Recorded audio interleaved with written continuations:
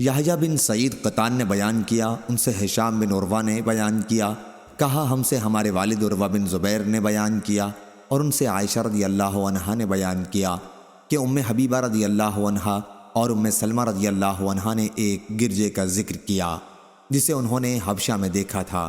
اس کے اندر تصویریں تھیں۔ انہوں نے اس کا ذکر نبی کریم صلی اللہ علیہ وسلم کے سامنے کیا تو آپ نے فرمایا، جب ان میں کوئی نیک مرد صالح ہوتا اور اس کی وفات ہو جاتی تو اس کی قبر کو وہ لوگ مسجد بناتے اور پھر اس میں اس کی تصویریں رکھتے۔ یہ لوگ قیامت کے دن اللہ تعالیٰ کی بارگاہ میں بدترین مخلوق ہوں گے۔ صحیح بخاری حدیث نمبر 3873۔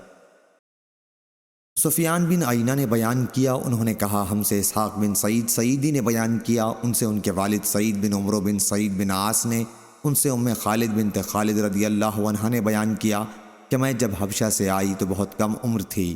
مجھے رسول اللہ صلی اللہ علیہ وسلم نے ایک دھاری دار چادر عنایت فرمائی اور پھر آپ نے اس کی دھاریوں پر اپنا ہاتھ پھیر کر فرمایا، سنا سنا۔ حمیدی نے بیان کیا کہ سنا سنا حبشی زبان کا لفظ ہے، یعنی اچھا اچھا۔ صحیح بخاری حدیث نمبر 3874۔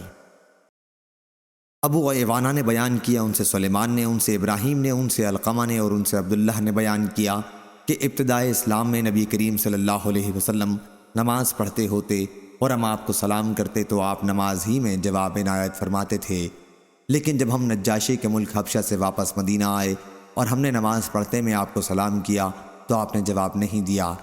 نماز کے بعد ہم نے عرض کیا، یا رسول اللہ صلی اللہ علیہ وسلم، ہم پہلے آپ کو سلام کرتے تھے تو آپ نماز ہی میں جواب عنایت فرمایا کرتے تھے۔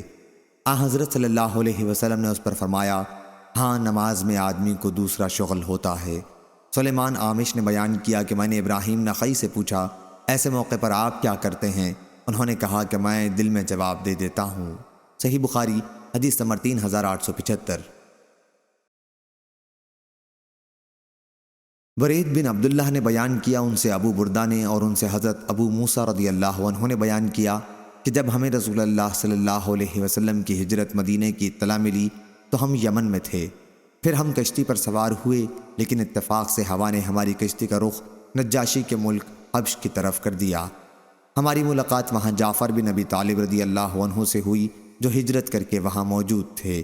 ہم انہی کے ساتھ وہاں ٹھہرے رہے، پھر مدینہ کا رخ کیا اور حضرت صلی اللہ علیہ وسلم سے اس وقت ملاقات ہوئی جب آپ خیبر فتح کر چکے تھے۔ حضرت صلی اللہ علیہ وسلم نے فرمایا، تم نے اے کشتی والو 2 ہجرتیں کی ہیں۔ صحیح بخاری حدیث نمبر 3876۔